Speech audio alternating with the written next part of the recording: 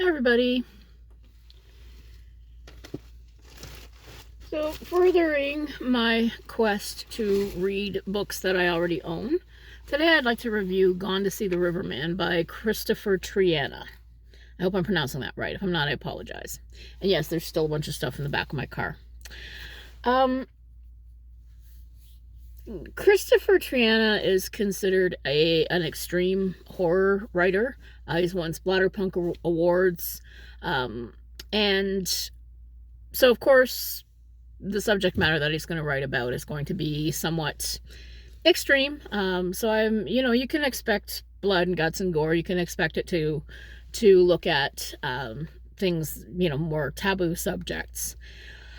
But today I do want to talk about trigger warnings, which I think this book probably should have had one.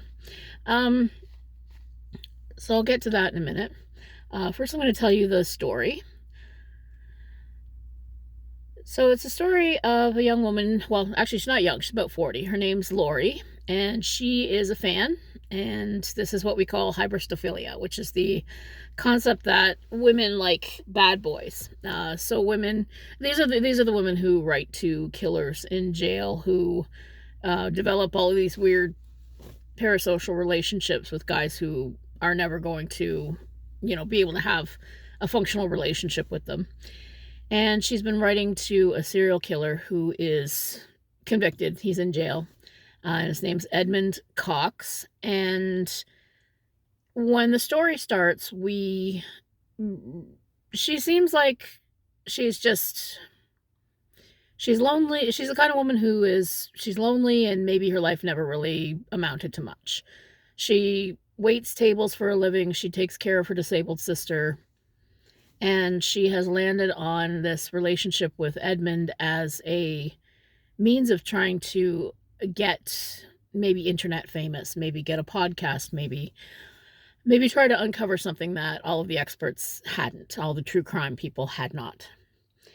So if not an honorable goal in meeting this guy, at least it's an understandable one. So she goes to visit Edmund, although why they're letting somebody like that have visitors, I don't quite know, but okay, just for the sake of the story. And he tells her that if she goes to his cabin and she finds a key, she can bring it to the Riverman. And it's hinted at that it's some kind of a deal, or it's he'll give you a wish or something. But it's, as the story progresses, we find out it's a lot more than that. Excuse me. So she goes back home, and we meet her sister, Abby. And now Abby has suffered a traumatic brain injury, and there's something wrong with her arms and legs. She doesn't walk or move very well. She needs crutches. And so Lori says to Abby, come on, we're going to go for a walk in the woods. And Edmund has made this little map for her. And she thinks it's going to be just an easy walk through the woods, go to the cabin, and then go find the Riverman a little ways down the river. But that's not what it turns into. So that's the basic premise of the story. It's very much a be careful what you wish for story. But I did find it, I'm going to give it 4.5 out of 5 stars.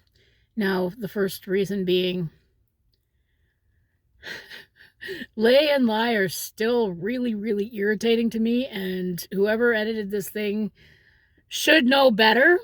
Abby did not lie on the floor. She lay on the floor. Thank you very much. Twice.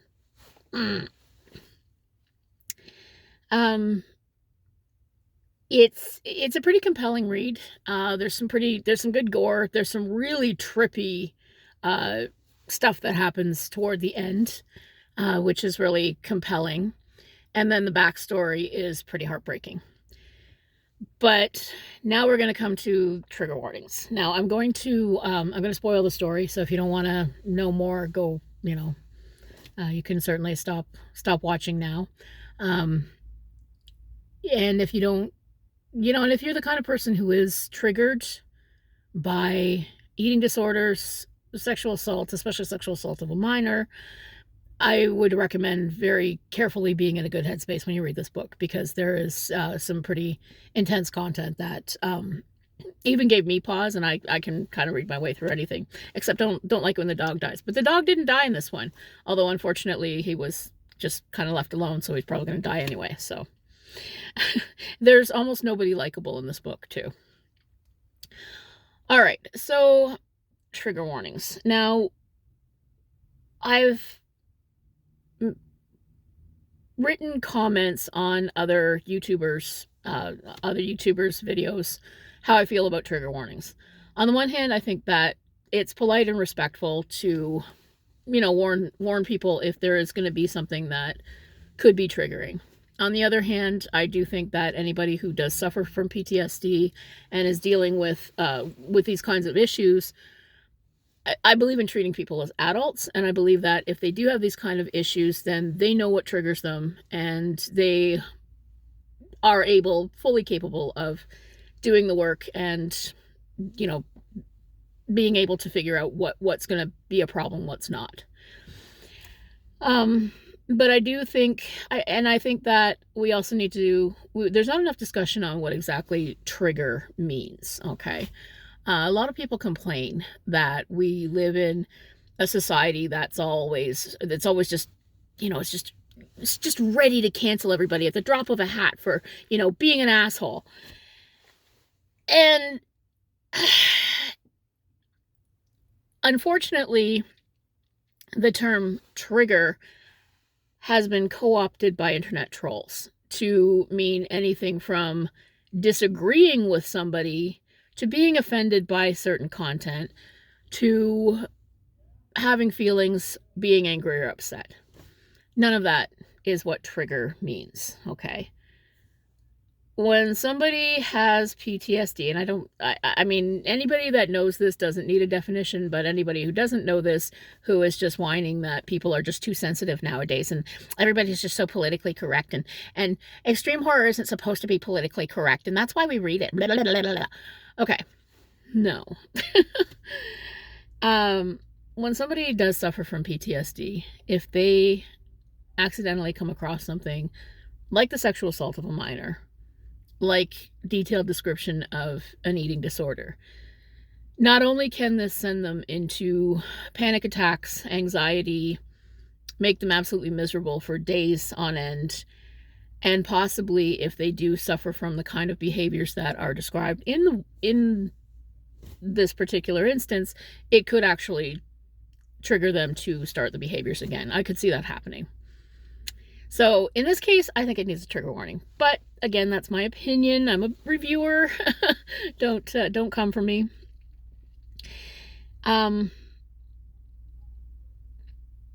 So I'm going to spoil the story now. As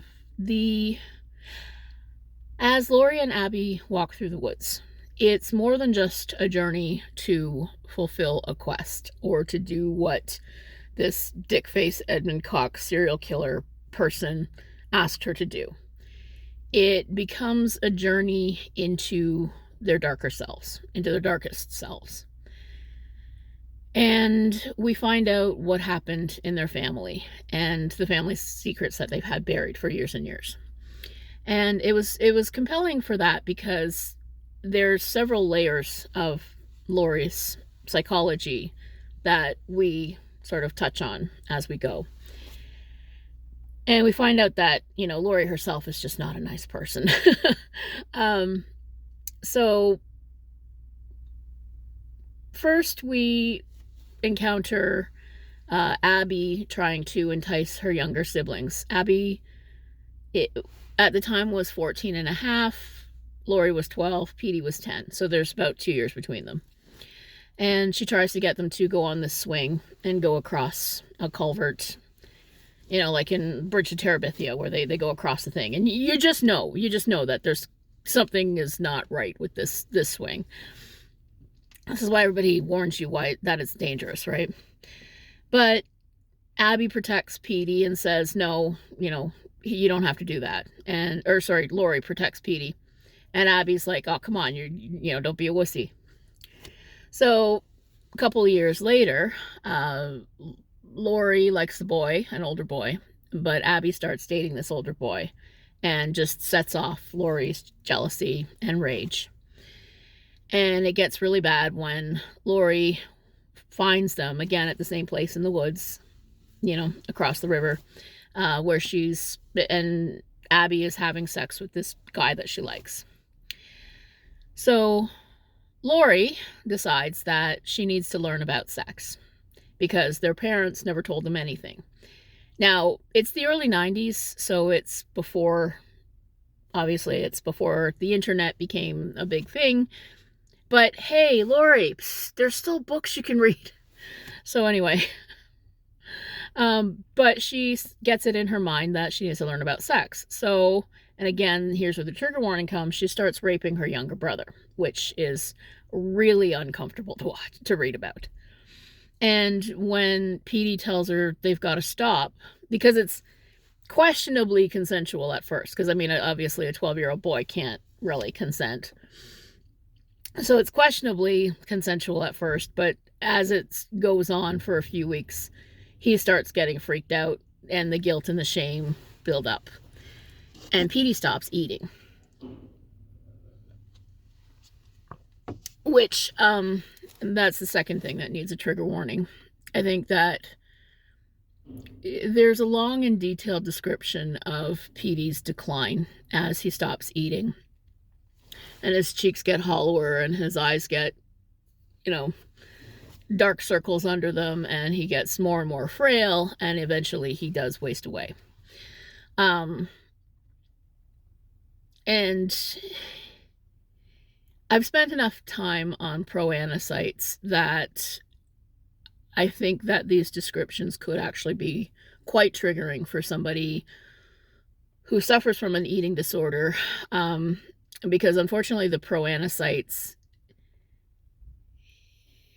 these are goals. These aren't warnings for somebody who has an eating disorder. But that's my opinion. Obviously, the author and the editors didn't feel the same way. So as Lori has been carrying on, one night Abby comes home from a party and she actually walks in on them. And she and Lori have a confrontation, again by the river. And Lori thinks that it's about the guy that Abby was sleeping with. But it comes out that Abby knows what's been going on. And she says, you have to tell Mom and Dad because Pete can't get help if nobody will say what the problem is, right? So Lori just pushes her off the culvert or ravine or whatever it is that they've been swinging over. And Abby falls a great length. She breaks her arms and legs, hits her head, goes into a coma. And while she's recovering and going through physio to try to learn to walk again, she loses most of her memory, which is pretty convenient for Lori. And then Petey passes away, and they scatter his ashes over the river. So rivers are sort of a motif going through these family secrets. Now, it's not said what happens to their parents, but by the time they're 40, in their 40s, all that's left is Lori and Abby. And Lori has been carrying the guilt of what she did for her entire life, for almost 30 years now. So when it comes to, again, she lives a life that feels unfulfilled. So she comes to start corresponding with Edmund. To get a little bit of their letters and their correspondence back and forth. And so he sends her on this quest. And as they go into the woods, weird things start happening. Abby starts talking to Lori in Petey's voice. And they start seeing Pete run around. And eventually they come to the only person. So they find the cabin Lori finds her treasure, and it's absolutely disgusting. It's actually a good scene, but it's really gross. And then so now they have to find the riverman, and they meet up with one of the very few people who live along the river. Is the character's name is Buzz, but I just call him Mr. Exposition because he gives all the backstory about the people that live on the river and how you can't ever quite leave, and that you might get what you came for, but it's always going to bring out the darkest part of your heart. And he agrees to take them the rest of the way, and so he takes them along the river, and then there's a point where this part it's gross, but it's probably one of the coolest and trippiest parts of the book. The river turns to flesh, so it's actually blood, and like the trees are scabby, gross meat, and the way it's described is like really, really cool, but really, really gross at the same time. So they keep going, and he wants to turn back because he's having thoughts, he's bringing up memories of what his father did, and it turns out that his father wanted to become a famous musician, and he did so, but he got really, really mean and abusive, and ended up killing his mother, and almost killed Buzz himself, and Buzz had to kill his dad or something. Anyway, like I said, there's a lot that goes on in this particular, and it's only 170 pages, so there is quite a lot that happens through the course of the story. But then Lori kills him with one of her crutches, or not Lori, Abby kills him with one of her crutches, and she just knows that she's protecting her sister. She doesn't, but at the same time, something dark is also coming out of Abby. Like, this is just what happens when you go along this particular river. So they do eventually find the riverman, and Lori goes inside, and she falls kind of down into this sort of mind meld thing, which I'm describing it badly, but it's way cooler than it sounds. And she meets up with the riverman, and the riverman is this like gross old bum.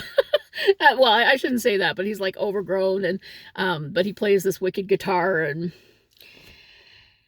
and when she gets out, and he tells her that the thing that's been holding you back is all of this stuff. The river, your sister, your family. This is what's been holding you back. So he basically entices her to kill Abby.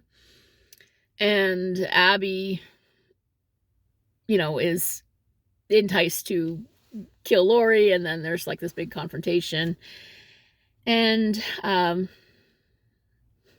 Lori, so again, we find out Lori ultimately is just as bad as Edmund Cox.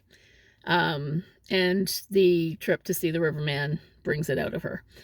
And she ends up killing Abby, and while she's on her way back, she finds out that Edmund Cox has escaped from prison. She goes back home, and he's already killed the other person, that is into him, this woman named Nico. And Lori ends up dying. So it's, in the end, it's all like, it really is a be careful what you wish for. It's brutal, but it's worth a read. I'm describing it badly, partly just because, if you want to read it, I think be aware that there's some very upsetting content in the middle of it, which I wasn't prepared for. And I'm glad I'm not the type of person who is triggered by that sort of thing. But it does open up a discussion on what kind of content really does need a trigger warning. And it's not, something that annoys you. I mean, the fact that these are professional editors, but they did not fix lay and lie, that annoys me, but I'm not triggered. Whereas something like the sexual assault of a minor and causing an eating disorder, a serious eating disorder that eventually kills the child, that requires some trigger warnings. So anyway, that's all I gotta say. Sorry to spoil everything. I hope you're reading lots of great horror. Have a great day.